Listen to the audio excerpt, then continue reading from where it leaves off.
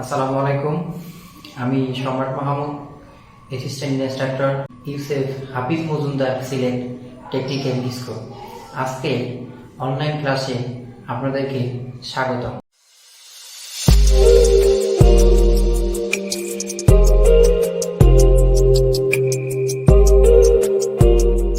আজকে আমি তোমাদেরকে ইন্ডাস্ট্রিয়াল স্কেল কেমন করে ব্যবহার করতে হয় এবং ইন্ডাস্ট্রিয়াল স্কেল কী এই সম্বন্ধে জানাবো। আমাদের দৈনন্দিন জীবনে প্রতিটা কাজেই এই ইন্ডাস্ট্রিয়াল স্কেল ব্যবহার করা হয়ে থাকে। তো চলো আমরা চলে যাই আমাদের এই ইন্ডাস্ট্রিয়াল স্কেল আমরা কেমন করে ব্যবহার করতে পারি সেই শিক্ষণ ফলে। তো প্রথমে আমাদের এই ইন্ডাস্ট্রিয়াল স্কেল কিছু স্পেয়ার পার্টস দেখতে হবে। সেটা হচ্ছে যে এটা হচ্ছে পাওয়ার কেবল, অর্থাৎ এটা দিয়ে আমাদের চার্জিং দেওয়া হয় চার্জের জন্য। তো এটা যেহেতু রিচার্জেবল, তো সেহেতু এই যে জায়গায় একটা তার পোর্ট আছে, ঠিক আছে। এই যে পোর্টটা আমাদের যখন আমরা চার্জ দেব, এটা লাগাবো, চার্জ দেওয়ার পরে আমাদের যখন চার্জ হয়ে যাবে, ব্যাটারি ফুল হবে, তখন আমরা এটা ইউজ করে পাশে রেখে দেবো অথবা আমাদের সেফটির জায়গায় রেখে দেবো। তখন আমাদের মেশিনটা ইউজ করতে সুবিধা হবে বা ভালো, ঠিক আছে। তারপর এটা হচ্ছে on off switch, power switch যেটাকে বলা হয়। তো পাওয়ার সুইচটা আমরা কি করব, অন করে দিলাম। দেওয়ার সঙ্গে সঙ্গে আমাদের ডিসপ্লেতে পাওয়ার চলে আসছে।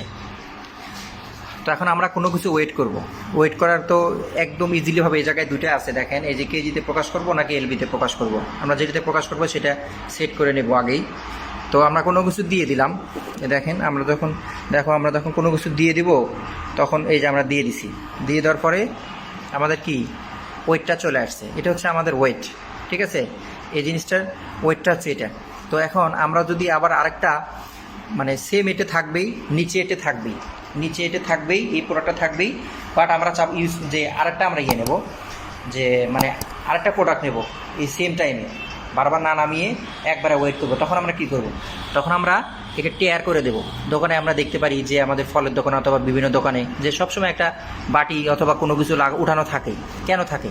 এটা তারা টেয়ার করে রাখে। এই যে টেয়ার করে রাখছি, তার মানে এই যে আমাদের ওয়েটটা এটা আমরা মাইনাস করে রাখলাম, ঠিক আছে। এই যে দেখেন, আমাদের দেখো যে এটা হচ্ছে যে এখন টেয়ার আছে একদম 0 আমরা যদি কোনো কিছু একটা দিই এটা ওয়েট আসবে, বাট আমরা যখন এটা উঠাবো তখন এটা মাইনাস, মানে 29 গ্রাম এটার মাইনাস করা আছে, ঠিক আছে।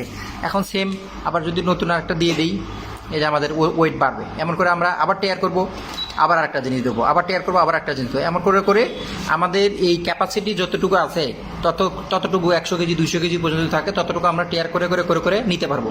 পরে শেষে যখন একবারে নামাবো তখন আমাদের ওয়েটটা পাবো মাইনাস করা, এবং যখন আমরা দেবো তখনও ওয়েটটা পাবো, ঠিক আছে। আর তার আগে আমি আরেকটা বার টেয়ার করে নেই। এটা আমরা মাইনাসটা কী করবো, মাইনাসটাকে আমরা এই যে টোটাল যে মাইনাস ওয়েটটা আছে এটাকে আমরা টেয়ার করে আবার 0 করে দিতে পারি, ঠিক আছে। তার আগে দেখাই, যেমন আমরা এটা আরেকবার দিলাম, দেওয়ার পরে আমাদের ওয়েটটা চলে আসছে। আসার পরে এখন আমরা এটা কোনো কিছু অ্যাড করব, টাকার অঙ্ক অথবা কোনো কিছু অ্যাড করব, তখন অ্যাডে যোগ দিব। অ্যাডে যোগ দেওয়ার পরে যেমন এই জায়গায় আসছে হলো টাকা, যেমন এই জায়গায় ইউনিট প্রাইস, এটা প্রথমে একটা ওয়েট, তারপর হচ্ছে ইউনিট প্রাইস, তারপর হচ্ছে টোটাল প্রাইস। অর্থাৎ এটা হচ্ছে যে ওয়েট ভাসবে, ওয়েট উঠবে। আর এটা হচ্ছে টোটাল ইউনিট প্রাইস, অর্থাৎ আমরা এটা দিয়ে কী করতে পারি, ঠিক আছে।